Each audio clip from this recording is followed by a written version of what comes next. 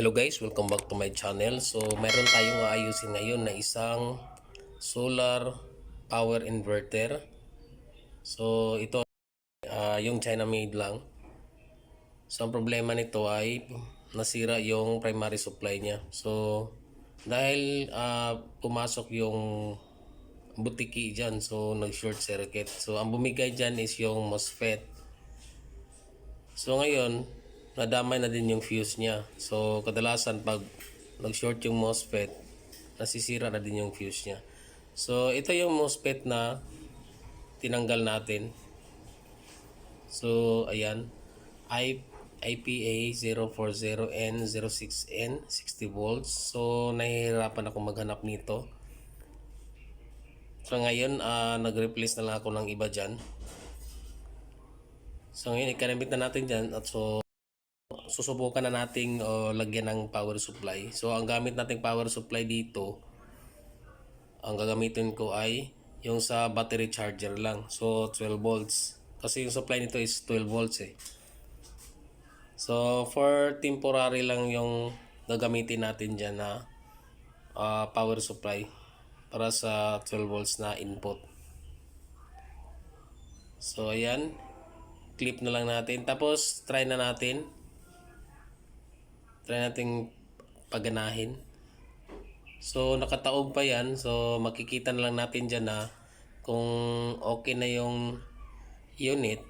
So iilaw yung sa may panel niya dyan. So ayun, nakahanda na yung ano natin dyan, yung tester natin para ma-check natin kung meron na siyang output dyan. So saksak muna natin. Yan, power on. Naka-on na yung ano natin, power supply na 12 volts para sa input. Ngayon, turn on natin. So ayan, umiilaw siya, nakikita nyo. Lumiliwanag yung sa ilalim niya. So yung sa tinuturo ko dyan, yan yung palatandaan na gumagana na siya. Ayan, umiilaw na siya ng ano, yung puti. Check natin yung ano niya, output. So ayan, 234 volts. So okay na, meron na siyang output. So ayusin na lang natin to.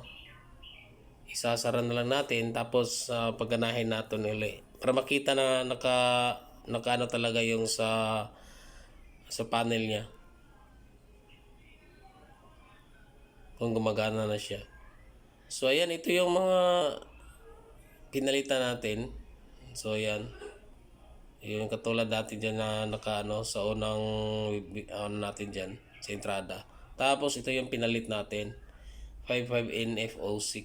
So kung nakaranas kayo niyan, pwede nyo ipalit yan. So mas mataas yung ano niyan, yung capacity niyan.